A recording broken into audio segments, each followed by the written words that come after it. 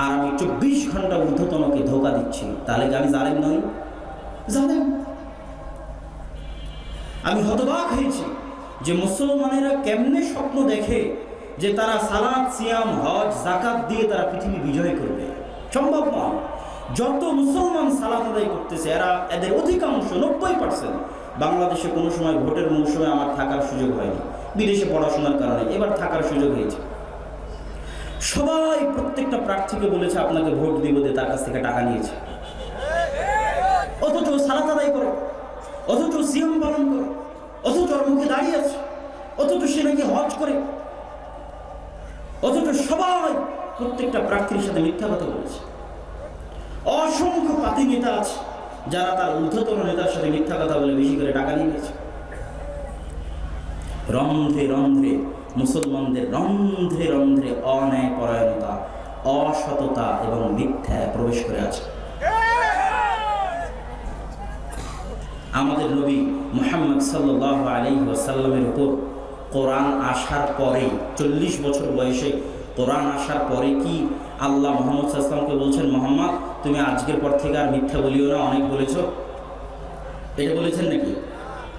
মুহাম্মদ সাল্লাল্লাহু আলাইহি ওয়াসাল্লামের উপর কোরআন আসার পরে সালাতের কথা বলেছেন, সিয়ামের কথা বলেছেন, হজের কথা বলেছেন, যাকাতের কথা বলেছেন, কিন্তু মুহাম্মদ সাল্লাল্লাহু আলাইহি ওয়াসাল্লাম যে জন্মগত সত্যবাদী, মানে আগের 40 বছর কোরআন আসার আগের 40 বছর মুহাম্মদ সাল্লাল্লাহু আলাইহি ওয়াসাল্লাম চরম সত্যবাদী, জীবনে কোনোদিন মিথ্যা কথা বলেনি। মুহাম্মদ সাল্লাল্লাহু আলাইহি ওয়াসাল্লাম কোরআন পাওয়ার আগের 40 বছর চরম ন্যায়পরায়ণ, কারোর সাথে চুল পরিমাণ অন্যায় করেন। মুহাম্মদ সাল্লাল্লাহু আলাইহি ওয়াসাল্লাম নবুয়ত পাওয়ার আগের 40 বছর চরম আমানতদার। পৃথিবীতে আল্লাহ সুবহানাহু ওয়া তাআলা কোনো নবী পাঠাননি যে সত্যবাদী নয়, যে আমানতদার নয়, যে ন্যায়পরায়ণ নয়। কেননা ইসলামের মূল ভিত্তি ন্যায়পরায়ণতা, আমানতদারিতা, সত্যবাদিতা। মহান আল্লাহ সুবহানাহু ওয়া তাআলা নিজে সত্যবাদী, মহান আল্লাহ সুবহানাহু ওয়া তাআলা নিজে ন্যায়পরায়ণ, মহান আল্লাহ সুবহানাহু ওয়া তাআলা নিজে আমানতদার। আর পৃথিবীতে যত হুকুম আহকাম দেওয়া আছে প্রত্যেকটা হুকুম আহকাম পৃথিবীতে ন্যায়পরায়ণতা প্রতিষ্ঠা করার জন্য, সত্যবাদিতা প্রতিষ্ঠা করার জন্য, আমানতদারিতা প্রতিষ্ঠা করার জন্য। আর ওই বাহ্যিক হুকুম আহকামগুলোকে আমরা আনুষ্ঠানিকতা বানিয়ে নিয়েছি, আর ভিতর থেকে সবাই মিথ্যুক, সবাই অসৎ, সবাই অআমানতদার, অন্যায়পরায়ণ, জালেম। এই জন্য আল্লামা ইকবাল বলেছেন তার কবিতার মধ্যে, সবক ফির সে পড় সাদাকত কা, আদালত কা, শুজাআত কা, লিয়া জায়েগা তুঝসে কাম দুনিয়া কি ইমামত কা। দুনিয়ার মুসলমানেরা তোমাদের মধ্যে সালাত, সিয়াম, হজ, যাকাত সবই আছে, তোমরা হারিয়ে ফেলেছো কোনটা জানো? রাসূল সাল্লাল্লাহু আলাইহি সাল্লামের জন্মগত সত্যবাদিতা হারিয়ে ফেলেছো, মুহাম্মদ সাল্লাল্লাহু আলাইহি সাল্লামের জন্মগত আমানতদারিতা হারিয়ে ফেলেছো, মুহাম্মদ সাল্লাল্লাহু আলাইহি সাল্লামের জন্মগত ন্যায়পরায়ণতার বৈশিষ্ট্য হারিয়ে ফেলেছো।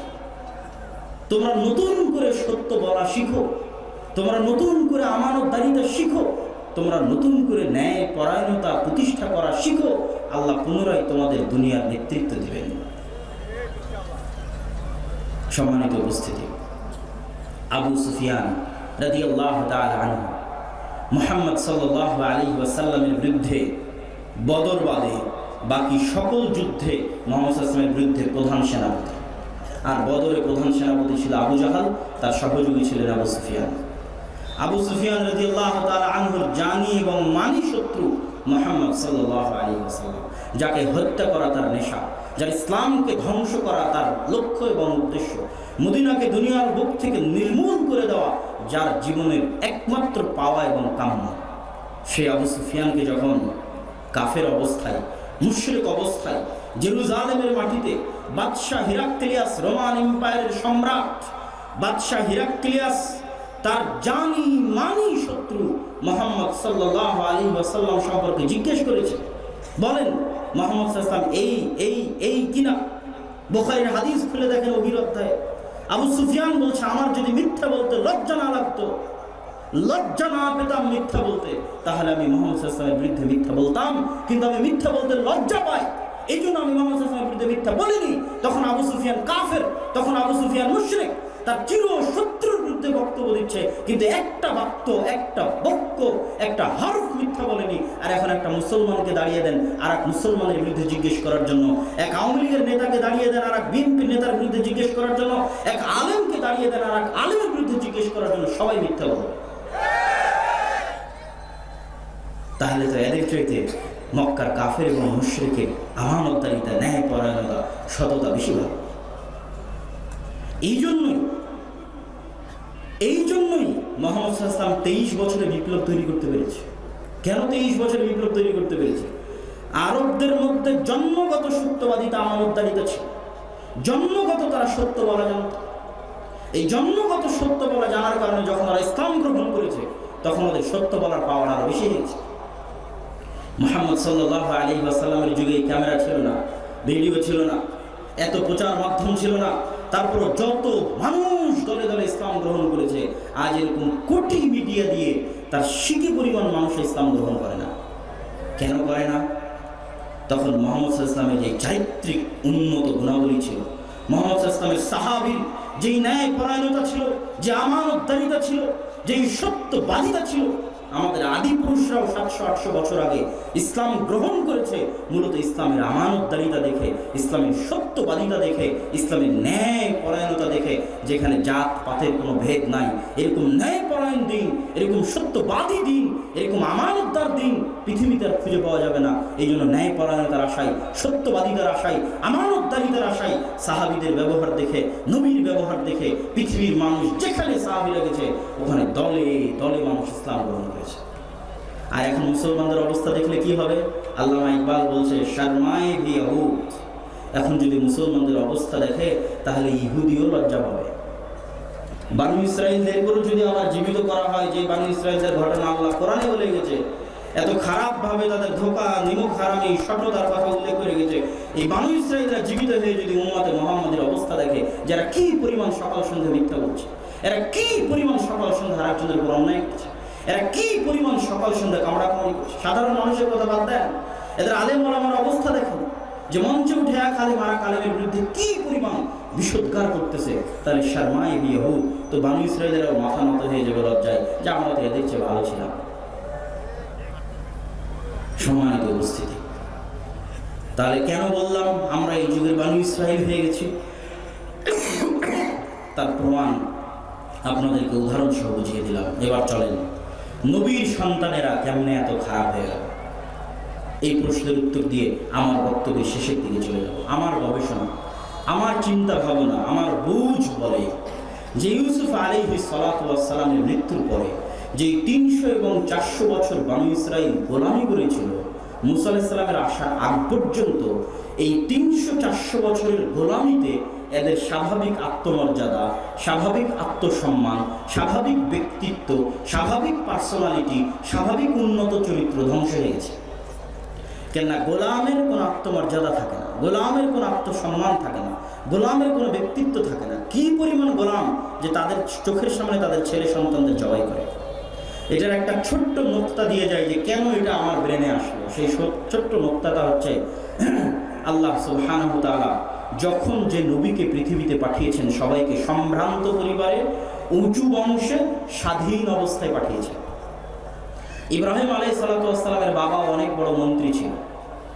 মুহাম্মদ সাল্লাল্লাহু আলাইহি ওয়াসাল্লাম উঁচু বংশে, স্বাধীন অবস্থায় পৃথিবীতে জন্মগ্রহণ করেছেন। একমাত্র মুসা আলাইহিস সালাম যখন নবী হিসেবে আসেন তখন তার পুরো জাতি হচ্ছে গোলাম। এই জন্য আল্লাহ তাকে গোলামদের সাথে গোলামী অবস্থায় মানুষ করেনি।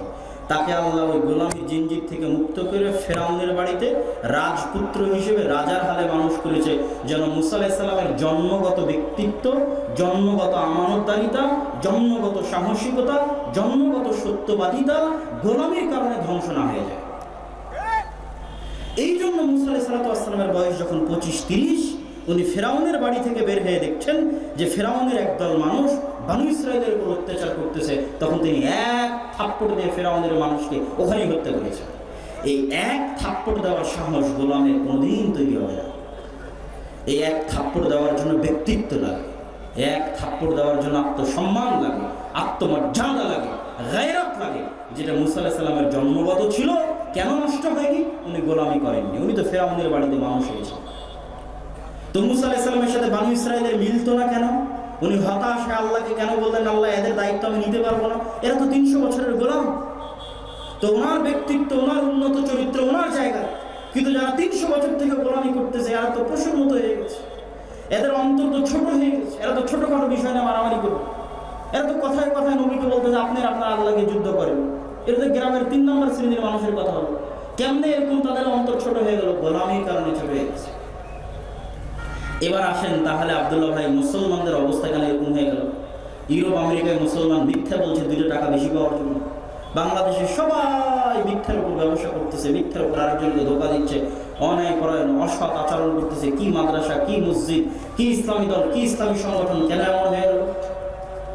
এটারও উত্তর যে আমাদের দীর্ঘ গোলামির কারণে আমাদের স্বাভাবিক চরিত্র নষ্ট হয়ে গেছে।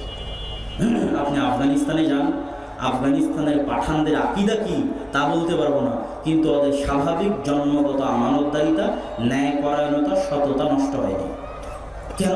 ওরা কোনোদিন গোলামি করেনি, কোনোদিনই গোলামি করে না। আমাদের কিন্তু ব্রিটিশরা পিটিয়ে নীল চাষ করিয়েছে।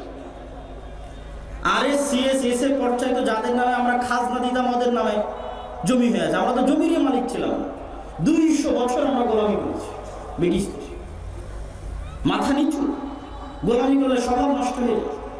ব্রিটিশরা আমাদের মধ্যে ডিভাইড অ্যান্ড রুলস, মারামারি করার আমি তোমাদের মধ্যে শাসন করবো, আজীবন আমাদের মধ্যে মারামারি লাগিয়ে রেখেছে। তো সারাদিন মারামারি করলে কি আর মানুষের স্বাভাবিক ব্যক্তিত্ব, স্বভাবজাত চরিত্র ঠিক থাকে? আপনি একজন পাঠানের কাছে যদি আজকে দাওয়াত নেন যে ভাই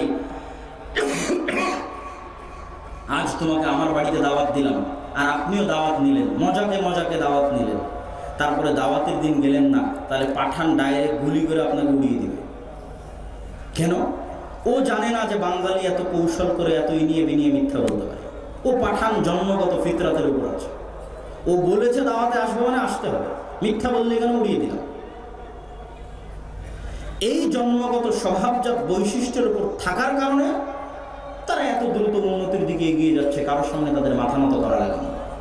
আর আমরা দীর্ঘ 150-200 বছর গোলামি করি। শুধু আমরা না, আমাদের চাইতে নিকৃষ্ট অবস্থা, আমাদের চাইতে জঘন্য অবস্থা আফ্রিকার মুসলমান।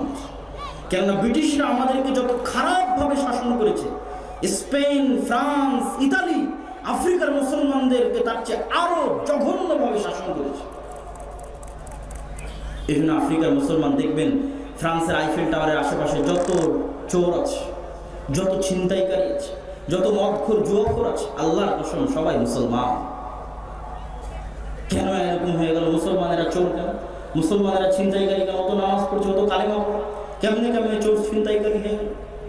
ওদের উপরে এমন গোলামীর শাসন পরিচালনা করেছে ইউরোপের কলোনিয়াল সিস্টেম, যাদের স্বাভাবিক চরিত্র ধ্বংস হয়ে গেছে। ওরা আর সত্য বলাই জানে না, সত্য যে বলতে হয় সেটাই জানে না, সত্য বলার সাহসটুকু না, সত্য বলার মতো ব্যক্তিত্ব চরিত্র গঠনই হয়নি। আমানতদারিতে ন্যায়পরায়ণতা ওরা কোনোদিন 2 চোখে দেখেনি। আফ্রিকার মুসলমানদের অবস্থা আরো ভয়াবহ, তাদের ব্যক্তিত্ব এবং চরিত্রের অবস্থা আরো ভয়াবহ। তো সারা পৃথিবীতে কলোনিয়াল সিস্টেম দীর্ঘ 150 এবং 200 বছরে মুসলমানদের স্বভাবজাত চরিত্রকে ধ্বংস করে দিয়েছে। সম্মানিত উপস্থিতি, আমি আমার আজকের বক্তব্য দীর্ঘায়িত করতে চাই না, কিন্তু আজকের বক্তব্যে আপনাদের কাছে আমার অনুরোধ থাকবে, আপনাদের কাছে আমার আবেদন থাকবে, বনী ইসরাইলদের ইতিহাস সম্পর্কে জানেন। আর আমরা মুসলমানেরা কিভাবে প্রতিনিয়ত আল্লাহকে ধোঁকা দিচ্ছি। যেভাবে বনী ইসরাইলেরা শনিবারের দিনকে ধোঁকা দিয়েছিল, আমরা কি সেভাবে সুদের নামে ধোঁকা দিয়ে সুদ ভক্ষণ করছি না? সেভাবেই আমরা সুদ ভক্ষণ করছি। যেভাবে বনী ইসরাইলেরা শনিবারের দিন বেড়া দিয়ে ঘিরে রেখে রবিবারের দিন মাছ শিকার করেছিল, একই কাজ আমরা মুসলমানেরা করতেছি, যেন ইনিয়ে বিনিয়ে সুদকে হালাল করতে পারি। একই অবস্থা, একই চরিত্র, একই স্বভাব। এই জন্য মুসলমানদেরকে বুঝতে হবে ইসলামের মূল ভিত্তি হচ্ছে ন্যায়পরায়ণতা, ইসলামের মূল ভিত্তি হচ্ছে আমানতদারিতা, ইসলামের মূল ভিত্তি হচ্ছে সত্যবাদিতা, যেটা আমাদের নবীর জন্মগত বৈশিষ্ট্য। এই জন্য মসজিদে থাকেন, মাদ্রাসায় থাকেন, ইসলামী দলে থাকেন, ইসলামী সংগঠনে থাকেন, যেখানে থাকেন জান প্রাণ দিয়ে চেষ্টা করবেন যেন ন্যায়পরায়ণ থাকতে পারেন, আমানতদার থাকতে পারেন, সত্যবাদী থাকতে পারেন।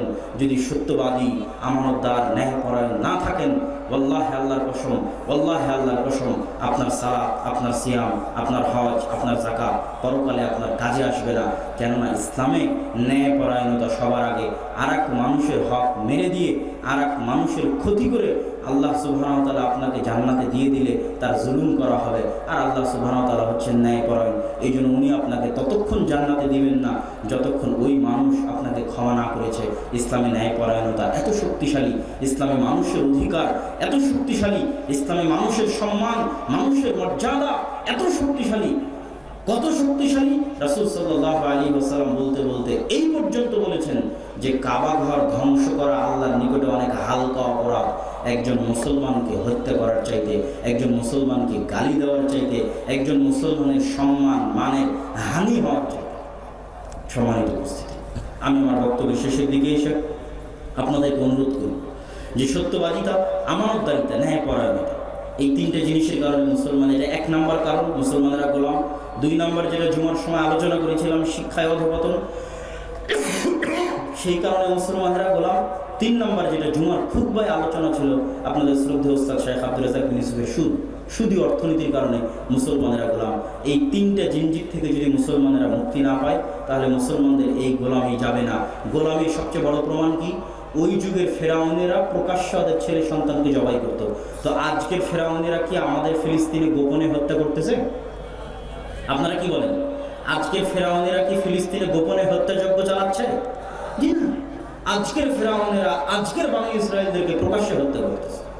বিবিসি, আল জাজিরা, দুনিয়ার Instagram, YouTube, Facebook, crore crore মানুষের চোখের সামনে নির্বিচারে আজকের যুগের বানি ইসরায়েলদের হত্যা করতেছে। কেন? এদের মান মর্যাদা, এদের ব্যক্তিত্ব, স্বভাব চরিত্রের কারণে আল্লাহ আমাদেরকে ওই মান মর্যাদা ওই লেভেলে নামিয়ে দিয়েছে। তা আজকের যুগের ফেরাউনেরা তাদের উপর ওই লেভেলের অত্যাচার করতেছে।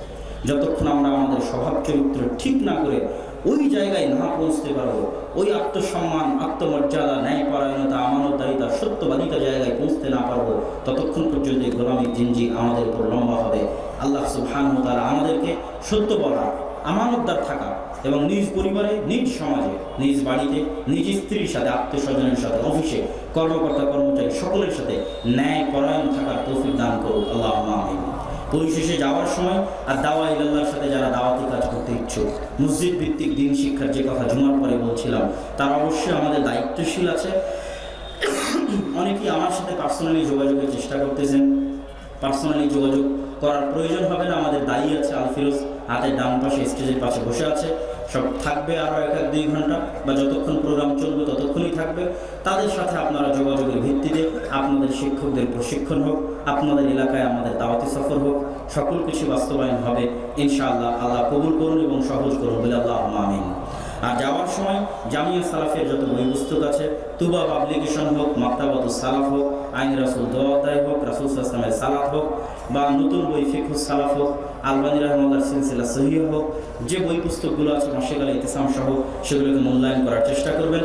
আগামী 7 ও 8ই মার্চ আল জামিয়া সালাফি রূপগঞ্জ নারায়ণগঞ্জে সালাফি কনফারেন্স। ওই সালাফি কনফারেন্সের বিশেষ আকর্ষণ হচ্ছে সৌদি মেহমান উপস্থিত থাকবে, ভারতের মেহমান উপস্থিত থাকবে, আর বাংলাদেশের মেহমানরা তো থাকবেই। 3 দেশের মেহমান সহ সালাফি কনফারেন্স রূপগঞ্জ নারায়ণগঞ্জ 7 এবং 8ই মার্চ বাস্তবায়ন হবে।